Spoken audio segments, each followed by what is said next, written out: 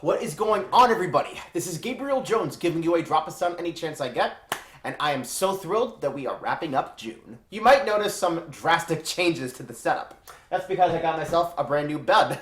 My parents were moving out and they needed to spare some furniture, so they thrust it upon me. So now I feel like I can sleep like a queen. And while we're on the topic of Queenie, I am very thrilled that the Amazing Digital Circus has wrapped up recently, and so I'm going to be giving them a shout out with my wardrobe today. I really wanted there to be at least one appearance from Gummy Goo in the finale, but he is definitely going to hold a special place in this household. Hopefully Gummy Goo's Riz won't distract you from today's music discussions.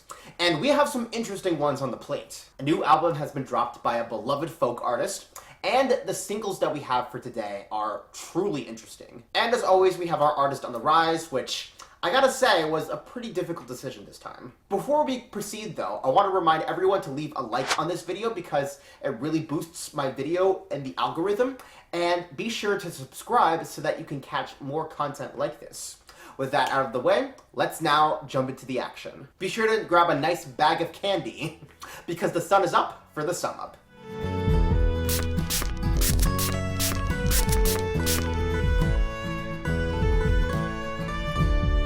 I hope you're in the mood for a tall glass of Guinness, because we're heading over to the pub to hang with Myles Smith. He's put out his debut album, My Mess, My Heart, My Life. Myles Smith was born in Luton, Bedfordshire, and quickly grew an interest in writing music. He would upload himself covering songs from various artists, and eventually saw a breakthrough when his rendition of Sweater Weather went viral. Myles began releasing his own original songs throughout the early 2020s. Although he really became a household name in 2024 when his song Stargazing blew up on the charts and peaked inside the top 20. The tune has a very simple meaning of realizing the love you've craved for so long is right beside you, and how you must embrace it while you can. Myles then scored a follow-up hit with Nice to Meet You, which achieved platinum status earlier this year. Good job, boy. Both of these singles are featured on his debut LP, and it's time for this English lad to bear his true self to the whole universe, above the stars and beyond. We'll continue focusing on Myles Smith in just a few moments, but for now I want to give you my forward to blast for the second half of June. These are new singles that I think could do a lot to shake up the charts or really impress listeners, so I hope you check them out once I recommend them. As I said before, this is a very fascinating bunch that we have for today.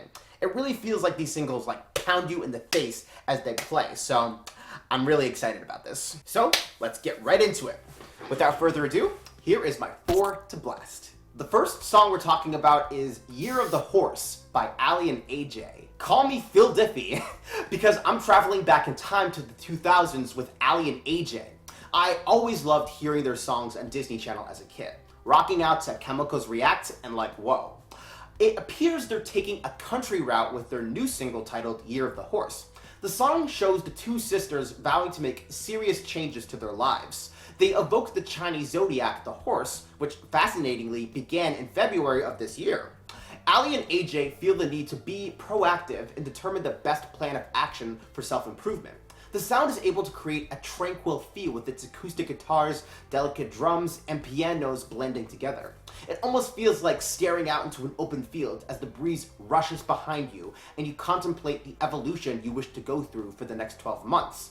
Topping it all off is the instrumental that fades out during the last 30 seconds. I need the She-Ra and Easy A fans to band together so that Year of the Horse can appear on the country charts. Our next single is The Time of My Life by Benson Boone. It was only a matter of time before Benson Boone reappeared. The last time we discussed his music on the channel was when he dropped American Heart last June, and now he's delivering some new material with The Time of My Life. This song opens with a solid build-up, which closely mirrors the structure of Slow Down. The production starts with an acoustic guitar, but is eventually joined by drums and keyboards. As the sound develops, Benson sings about all the success he's achieved in his career, but wishes that his girlfriend could be with him to share the glory. My favorite detail is the heartbeat that leads into the bridge, because it's the calm moment Benson has to take before he lets loose with his piercing voice and the rock music reaches its climax. Now this is a proper way to move past mystical magical. I'm sure radio stations will have fun playing The Time of My Life all summer, and his audience will totally flip out hearing it at concerts. Our third single for today is Reverse by MNEK. This year, MNEK really hit the jackpot by producing Zara Larsson's Midnight Sun. As far as I know, he hasn't seen that much success as a performer in the US besides Never Forget You. Well, he has the potential to score a huge dance hit with Reverse. MNEK utilizes all sorts of unique sounds for the track, like DJ record scratches for the opener, robotic vocals, and a beat that almost emulates the 90s. The lyrics are about him hitting on a man who appears to be a gangster, but feeling sure that he's aching for some queer-filled love.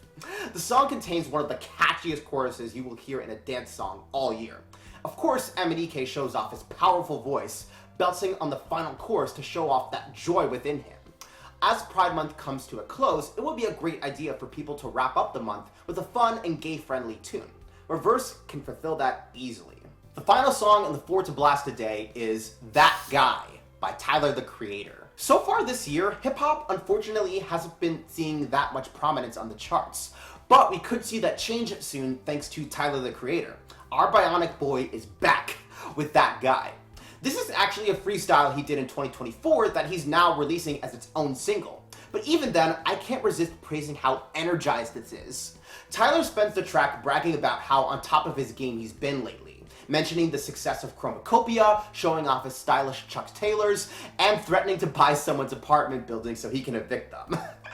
Tyler is unapologetically the man. He also does a playful rhyme involving Dr. Seuss and gives a tribute to the late producer Drakeo the Ruler. While the song already contains so much force courtesy of Mustard's original beats, Tyler elevates it by raising the pitch of his voice so your heart can race with adrenaline. Rap music will have a shining moment in 2026 if That Guy reaches enough listens.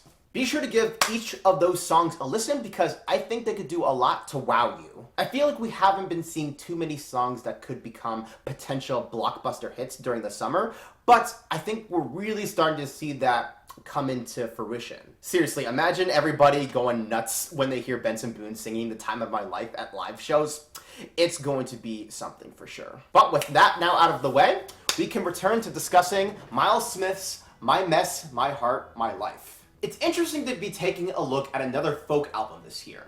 As I stated in my review of The Great Divide by Noah Kahn, there's been some ridicule thrown at the genre in recent years. I immediately think of the parody song We Will Never Die from Kyle Gordon, which I have to admit gets a bit of a laugh out of me. I mean, I grew up with the stomp, clap sound throughout high school, and I cherish that era of music, even if some of its tropes are sort of cheesy in hindsight. But it's reassuring to see that folk pop still has an audience, which is what we clearly see with Myles Smith. I was already impressed by some of the singles he released earlier this year, and I figured it would be worth listening to My Mess, My Heart, My Life. Some of the details Myles shares on this record can be pretty harrowing, describing the dysfunctional household he spent in his childhood. This was no less thanks to his abusive father, who he mentions on several tracks. Perhaps the most vulnerable entry on this album is Grandma's Place, where he thinks back to visiting her home and feeling safe from his dad. The slow buildup of that song really hits in the right places, for sure. However, the album does pick up a more edifying tone as it continues. You sense that Myles is illustrating a story where he escapes the callousness that his upbringing gave him and built a more stable life for himself. This is seen clearly on the final 3 tracks of Disc 1, where Myles sings about his adoration for his sweetheart and how he can't possibly imagine a life without her around. Heaven is especially a wonder because it's wrapped in so much joy with its quick tempo and banjo melody. They could become America's new wedding songs, and they would surpass Ordinary with ease. The production doesn't have that much worth highlighting. It's largely Myles working with his acoustic guitar as the drums and pianos join him. Although the rock composition on Dying Days wasn't too shabby. It's easy to picture Myles strumming away at his guitar as the lights are flashing behind him. Some other elements that are worth praising are the mixture of drums on each track, particularly on Mary Song and Sir Traylon. You also have to appreciate the chanting backup vocals, which could easily make the tracks from Myles fun to sing along with at live shows. Disc 2 of the album is clearly designated to the tracks that are meant to be more friendly to pop radio. It even features his 2 charting hits from the past 2 years. They don't spark that much excitement. I wouldn't say that the record has too many jaw-dropping elements to it.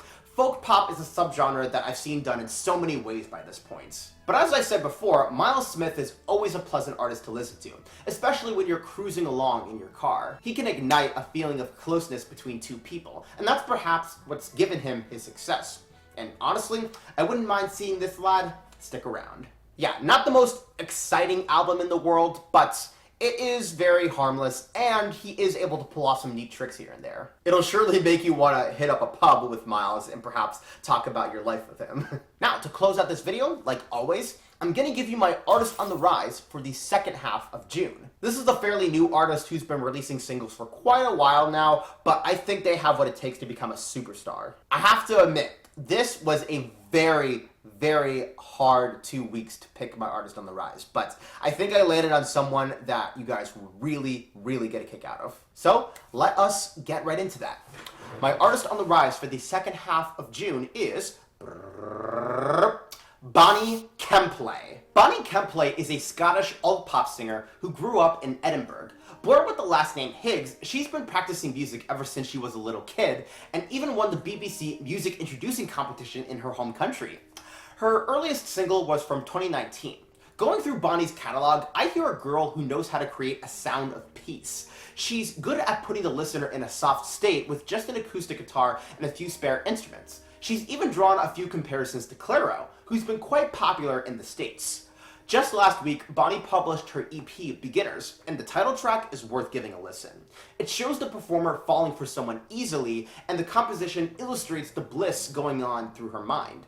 Some elements Bonnie uses to make this track special are the clarinets and the flutes, because they create a fluttery emotion.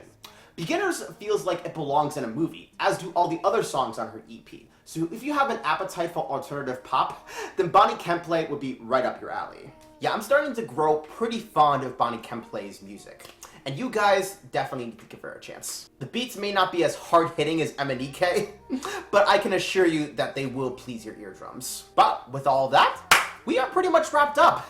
Thank you guys so much for joining me on another edition of The Sum Up. I had fun with this one, and I hope you did as well. I hope everyone had a fun and safe Pride Month this year, and even with June wrapping up, you should not let that stop you from continuing to express your joy within you. I mean, I sure know that Gooseworks has been showing off that love for the LGBTQ, and I just want to congratulate her on completing her series. But in the meantime, if you guys want to follow me on social media, be sure to check out my Blue Sky, my Twitch, and my TikTok. Links will be in the description. And one more time, be sure to give this video a like and subscribe to my channel if you loved watching my content today. And that's where we are wrapping up today. My name is Gabriel Jones, and the sun may be setting, but I hope you were able to soak up those drops. Take care.